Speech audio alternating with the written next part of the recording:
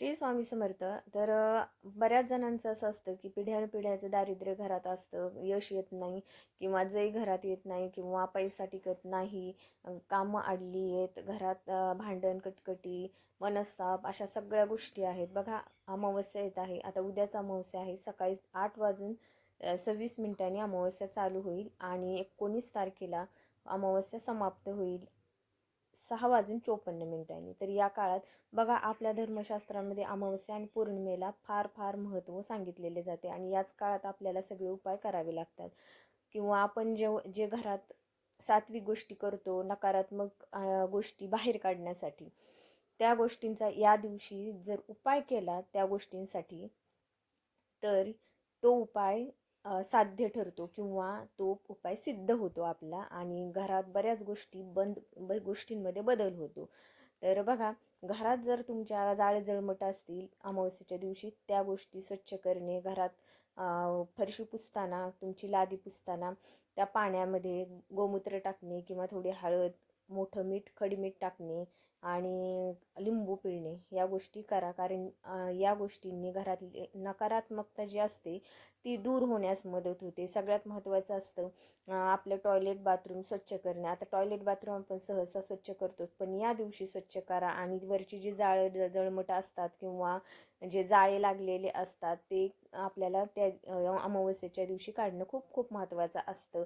कारण बघा, जेव्हा एखाद्याचा राहू खराब असतो, त्याला खूप गोष्टींना सामोरे जावं लागतं आणि राहू ज्याच्या कुंडलीत बसलेला असतो त्याला मनस्ताप खूप खूप होतो. म्हणजे मनस्ताप होणं म्हणजे त्याचा स्वभावच बनतो मनस्ताप करण्याचा. त्यामुळं आणि राहू जो असतो आपल्या टॉयलेट बाथरूममध्येच असतो आणि तिथूनच सुरुवात होते अस्वच्छतेतून, की आपल्याला मनस्ताप होतो. घरात सात्विक वातावरण राहत नाही, सतत नकारात्मक गोष्टी मनात येणे किंवा सतत घरात चिडचिड, मनस्ताप होणे, या गोष्टीतून निष्पन्न होतात.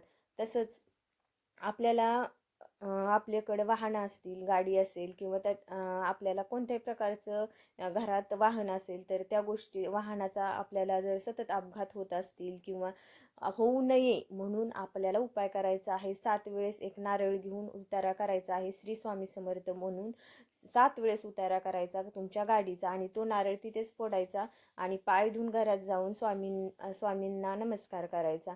हा उपाय तुम्ही करू शकता. त्याचप्रमाणे उद्या तुम्हाला उंबऱ्याचं लेपन करायचं आहे. लेपन करताना हळदीमध्ये गोमूत्र टाका, थोडासा कापूर टाका, अष्टगंध टाका आणि थोडंसं गंगाजल असेल किंवा गुलाबजल असेल तर ते मिक्स करून उंबऱ्याचं लेपन करायचं. उंबऱ्याची पूजा करा, तिथे धूपबत्ती लावा आणि तसेच तिथे तुपाचा दिवासुद्धा लावू शकता. आता दारिद्र्यातून मुक्त होण्यासाठी संध्याकाळी अमावस्या ज्या दिवशी आहे त्या दिवशी संध्याकाळी आपल्याला तुळशीला गाईच्या तुपाचा दिवा लावायचा आहे आणि तुळशीला 108 प्रदक्षिणा घालायच्या आहेत. बघा, या दिवशी तुळशीचं पान अजिबात तोडायचं नाही.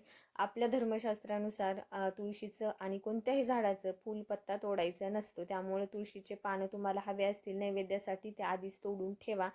तर बघा, 19 तारखेला गुढीपाडवा देखील येत आहे आणि यामध्येच आपल्याला युगादी तिथीचा लाभ घेता येईल आपल्याला. कारण याच काळात युगादी तिथीसारखा महापुण्यकाळ आपल्याला मिळत आहे आणि या काळात आपल्याला आपण जे काही पुण्यकर्म करू, नामजप, दान, धर्म, या गोष्टी आपण जर या गोष्टी या काळात युगादी तिथीच्या काळात केल्या तर आपल्याला अक्षयपटीने त्याचे पुण्यफळ मिळते किंवा ते जन्मोजन्मी आपल्यासोबत राहते, अक्षय राहते.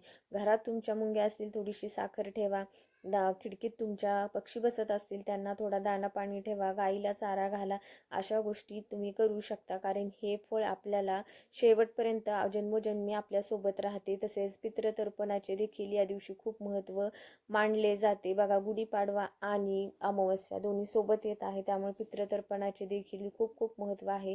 बघा, ज्यावेळी आपले पितृ संतप्त राहतात म्हणजे आपल्यावर खुश राहतात, त्यावेळी आपल्याला आपल्या घरात जी निगेटिव्हिटी असते ती कमी होते, चिडचिड, कटकट भांडणं असतील ती कमी होतात आणि आपल्या घरात चांगली संतती म्हणजे सद्गुणी, सदकांती असणारी संतती जन्माला आपल्या घरात येते. त्यामुळे या गोष्टी खूप महत्त्वाच्या आहेत. मंडळी, व्हिडिओ कसा वाटला नक्की सांगा. माहिती कशी वाटली कमेंट करून नक्की सांगा. चॅनलला सबस्क्राईब करा. धन्यवाद. रामकृष्ण हरी. श्री स्वामी समर्थ.